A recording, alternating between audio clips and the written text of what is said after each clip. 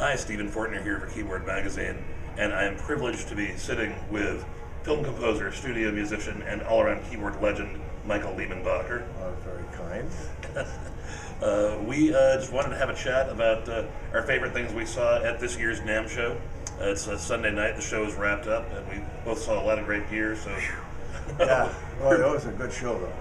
I loved it. There are so many things that we're not going to be able to talk about that apply to music in general, but we're going to talk about keyboards.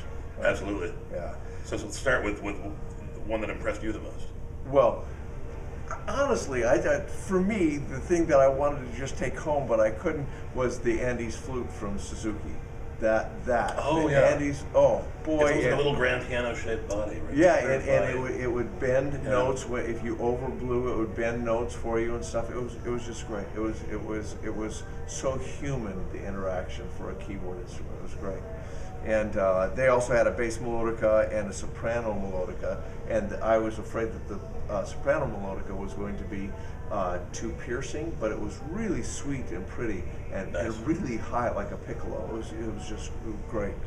And that's from Suzuki Hammond. They also at Suzuki Hammond had the new Leslie pedals. They had 3 new Leslie pedals. Right. One for a guitar. The Model G. And then they had, yeah, you're going to be much better remembering the exact name, Steve. But the ones for the keyboards were terrific. And speaking of that, which Leslie then leads into amplifiers, the SFX3, right?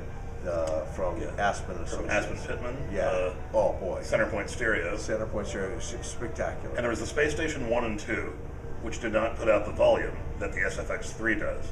It's now no longer called. Oh, it's not called SFX, is it? I blew it's it. It's the Centerpoint stereo. It's Centerpoint stereo, it's not SFX. SFX is Fender's version of his technology. Right, but it's he licensed it to them. Right, he did license it to them. It's called Centerpoint stereo, and it's the Space Station 3, which is massively improved, although I really enjoyed the 1 and 2 as well. 3 is just great.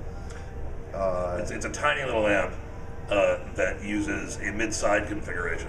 There's one little auxiliary speaker pointed sideways, and it'll take stereo inputs. And all the mono information comes out the center, and all the stereo information is combined and comes out the sides, so that it doesn't matter where you move in the room, you still have this 3D aural effect. Yeah, it's a cool psychoacoustic stereo effect. That's right. Dave Smith had the new OB6, which was really nice. I'm not sure it sounded like an Oberheim 6-voice, but it definitely was cool. The Moog Mother 32, which was their little Euro rack. They had the Moog booth, which was designed after this island off the coast of Florida. It must have had 18 stations of Moog modulars, these little Euro rack Moog modulars that were continually occupied. Yeah. There was not a pillow on the floor that didn't have a bottom in it where somebody was manipulating the instrument. It was great. The entire show. I never got to sit down and play it because every time I came over it was jam-packed. It was packed. It was great. And real hands-on. It was beautiful. That's Moog's Euro rack format stuff. They've just gotten into making Euro rack modules as opposed to their full-size, more expensive modules. And you can put 2 or 3 in a little boat-shaped case, and yet people were just, kids were just going nuts over these things, which is so gratifying. It was really cool. And they have the Sub 37 there too, which is awesome. And John Bowen was right next door with the Solaris, and that was the sounds that he had this year were spectacular. Really great. Really, I know it's not a brand new instrument, but it sounded great. Yeah, the sound quality this year was really something else. Why aren't we using more Kemper for keyboardists?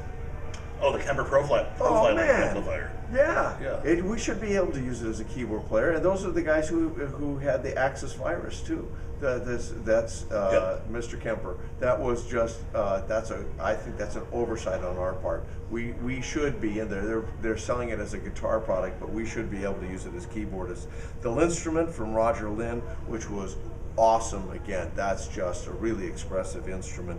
And there's an iPad app that's similar called the Geo Shred, but it's not touch sensitive the way the Linstrument is. Yeah, Geo Shred is Jordan Rudis's app from his company Wisdom Music.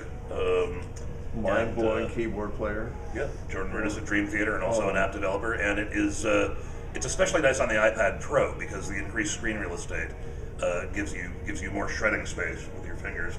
And it's based on guitar-like lead sounds. But yeah, check out GeoShred. And the Oberheim had a Euro rack as well. Tom Oberheim was there. He also participated in the OB6 with Dave Smith, but he had the Euro rack. And Waldorf had a Euro rack called the KB37. Yeah, the KB37, which is a 3-octave keyboard combined with 100 width units of Euro rack space. And they had an arpeggiator in the keyboard built in, power supply, and you put in whoever modules you want, but it had the keyboard all ready and set to go, everything you'd want to do to play it as a keyboard player. And Waldorf has some of their own modules. They you do. can install in as well. They've got the it's the NW1, which is a wavetable synth module, kind of like the microwave. Right. They had a analog filter. No, excuse me, that's incorrect. They had the Mod 1, which is a bunch of modulation sources, and then they had a analog VCA, which included an integrated filter, and then there's an analog compressor on the end. So you can put Waldorf modules in there, or you can put Pittsburgh modules, or Deptford modules, or whoever's modules. We had a blast. It was so nice hanging out with Steve every day during the show or at night and comparing notes. It was really fun watching somebody who's as passionate or maybe more passionate than I am about these instruments. I don't know if that's possible. The Spectralis 3 from Radical. Oh my goodness, still in my book, the best sounding synthesizer ever made. I'm sorry, all my friends. Melodyne 4 was killer. Some of the things you can do, I know it's not specifically keyboard, but you can apply it to keyboard. It is a pitch-based equalizer. One of the things you can do with it is you can take, say, if you're playing in the key of C, it'll take all the harmonics in C, and then when you switch to playing an F chord, it'll apply the same sort of harmonic spectrum. Yeah, to the F chord as well. So your EQ, if you will, it moves. It's frequency tracking EQ. It's just mind blowing what you can do with it. And you can take the fundamental out of a sound, and when you change to another chord, the fundamental will still be going. It's great. And the Roland 500 system is great. See, so you got their new Euro rack modules, right? And they have a little box that goes with that called the AO1, which is a MIDI to CD interface, so you can play the System 500 through a MIDI keyboard. Right. And it also has a little like 8-bit chiptune synth built into that box, as well as an onboard sequencer and arpeggiator. So it becomes a control Swiss Army knife for the System 500 or for any other Euro rack modules you have. Again, great. Eurorack is a word we're saying a lot. We're seeing a theme develop. There were hundreds of Eurorack modules there, maybe thousands. It was crazy. And the montage from Yamaha was great. I mean, great. The ideas, the super knob idea, all that stuff. It's just a great instrument. They also have an improved disc clavier, but it's that's way what are those in the 50,000-60,000 range? I think for starters. Yeah, but we have to get Peter Giles or someone here to make sure we have our prices right. But the montage was great. Yeah, the montage is a successor to the motif, and it's got some motif DNA. It's 18 times what the motif is, if I understand that. Yeah. What that was in the motif XF, the montage is 18 times that. Yeah, a lot of new wave ROM, a new sample of the CFX Concert Grand, which is Yamaha's flagship Concert Grand. And the big, the killer app of the montage is something called the Super Knob, which you can program to adjust multiple parameters at once. You can control, again, 18 parameters with it at once. So you're not just filter sweeping, you're pulse width modulation, adding vibrato, whatever, all controllable individually as to what the Super Knob takes care of. And the raw sound quality is quite amazing. The orchestral sounds in particular. Oh boy. It sounded like Danny Elfman just walked into the room. It was great. Okay. And there was one, suit and tie guy, and he had the most wonderful he has a central sync unit for both the Euro rack and his 9-inch mode modular size modular. He had, I'm sorry if I'm going to stumble on this, he had an envelope generator that could be sunk to a master clock, then everything that was in your rack sunk to that master clock. And the coolest thing about the envelope generator was when it would switch from, if you had a long attack, when it got to the decay mode, just when it switched to the decay mode, would generate a trigger, and you could have events starting as things were sweeping. Then at precise areas of that envelope generator, you could have new triggers triggering new events, all in time. It was just really great. He also had a really cool filter. His filter is spectacular.